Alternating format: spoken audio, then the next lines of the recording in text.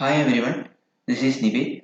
So in this video, we will see how we can use the if condition in link queries.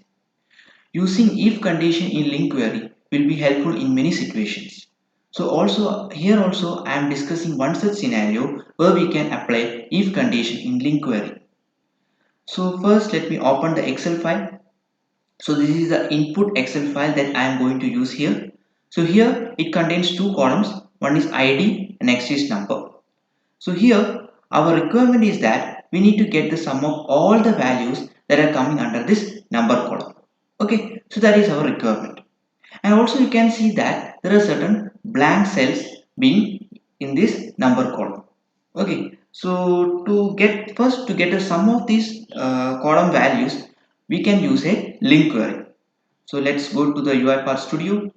Let me uh, drop this read range. Let me just specify the file path.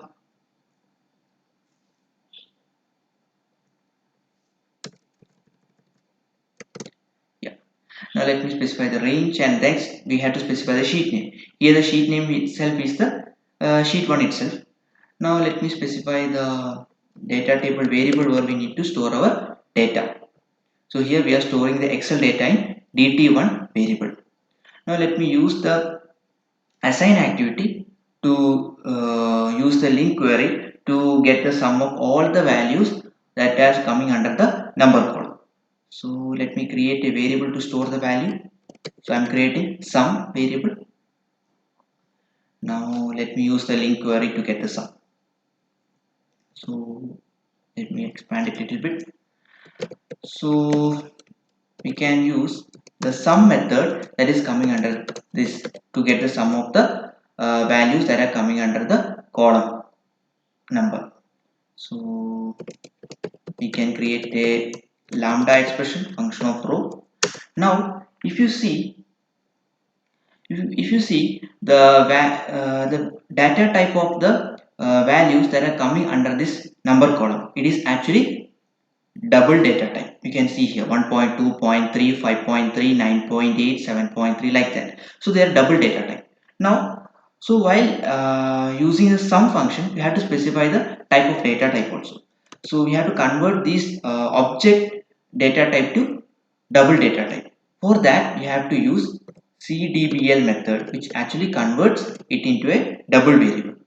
So since row of number is actually what a object data type, so we have to generally convert into double data type so that it can sum the values. So okay, so we have used CDBL of row of number, so it will convert this value into a double data type so that it can sum all the values. Now, since we know that we are storing it in a sum variable, so this sum variable is actually a string data type. So we have to specify dot to string so that we can convert our actually the result that is being generated by this method will be actually a double variable. So we have to convert to string so that we can store it in the sum variable. So that is why we had used dot to string method here. So let me click OK. Now to display the value of sum, we can use message box sum. Yeah. Now let me close this Excel file. Now let's debug this process to see whether it is working fine or not. Now you can see that there is an error being thrown by this assign activity saying that conversion from string to type double is not valid. Because why this error actually happened? This error actually happened because there are some, I told you that when you saw that Excel file, you had seen that there are certain empty cells being there. So while you applying the function CDBL, when it is being applied on these blank cells, it actually thrown out this error saying that conversion from this string to this double is not valid. So that's why this error is being thrown. So now we had to handle this error also. So how we can handle this error? So let me open this Excel file here. Now you can see that there are certain blank cells you can see. So to handle these blank cells while taking the sum of all the values that are coming under this number column, what we have to do is we have to if we found any blank cell, we have to 0 so that it will take the sum of all the values without any error. So to assign the value of 0 here, within our link query, we can use a if condition so that whenever there is any blank cell, it will update with 0 value. So let's do that in our studio, in our workflow. So let me stop this. Now let's update our link query with the if condition. So let me discuss also the syntax of the if condition that we are going to use. So the syntax of the if condition is if, if. So the first parameter to this if condition is if condition itself, which we are going to evaluate. Next is the then is the else. So here the first parameter is a condition which we are going to evaluate. Then if the condition is false, whatever actions we have to do, we have to specify in the then section. Then if the condition is false, the actions we have to specify under this else section. Okay. So let's modify our link query so as to include the if condition also. So let me delete all this thing. Cool. Now let me write our code again. ret1 dot as enumerable dot sum function of row.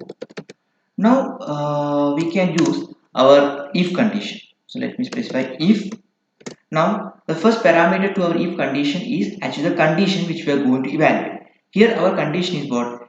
That to check whether our cell value has blank or not.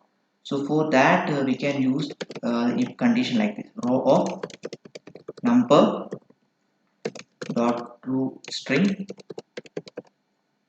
dot equals blank. So this actually check whether our row values or these column values are blank or not. So if it is blank, what we have to do? So the next parameter to this, so the next parameter should be what? The then section means if this condition is true, what we have to do? So if this condition is true, like if we found any blank cells, what we have to do is we have to update that particular, or we have to update that particular value with 0. Okay. Now if this condition is false, because our third parameter is else, which actually indicates the action to be done when our condition is false. So if our condition is false, means if our value is not blank, what we have to do? We have to convert, means if the value is not blank, means these values, like when these numbers are being present, what we have to do? We have to convert these numbers into double data type as we done previously. So cdbl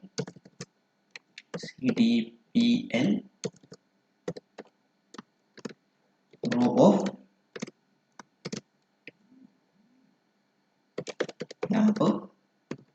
Okay, so here this is our actually the if condition syntax you can see here. So this is actually our condition which we are evaluating, and this is our then condition. This is our else section you can see. Okay, so uh, so now we are now made our code in such a way that it is able to handle the blank cell value also. Now so now we can use dot to string method. Sorry, there is more. Yeah, extra bracket has to be added. Dot to string. Okay, since we are storing our sum result in a in a string variable, actually you can see here. Now let's run this workflow. Before that, let me close this Excel file and let me run the workflow.